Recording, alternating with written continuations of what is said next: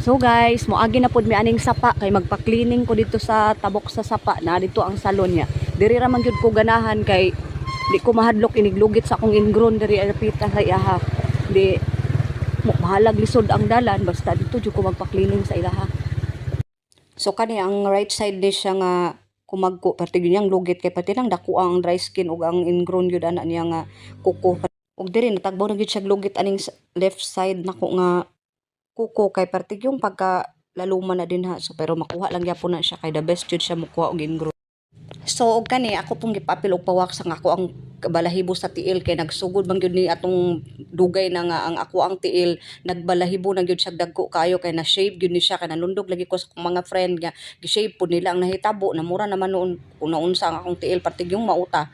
So mao ni gina-maintain na gyud ni siya og wax ug siya lang pud ang naka-wax sa ako ang tiil dili ko sakitan kay nice kay ang iyang gamit pud nga wax then limpyo kayo og agi. So mao ni apil ni siya pag magpalugit kog ingrown magpa wax na lang pug ko sa iyaha pero kaning wax mga 2 months ni siya to 3 months bago ko makabalik sa iyaha kay dugay man mo tubo.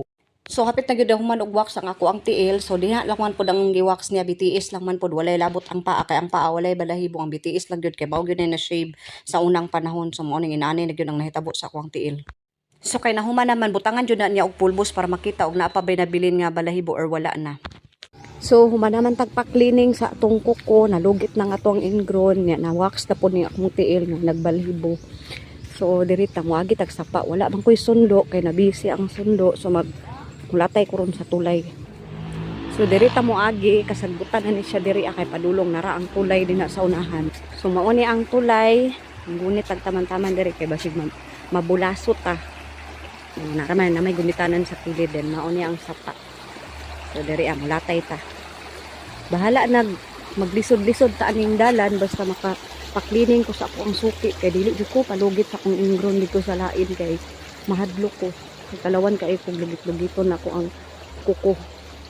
So man akong latay.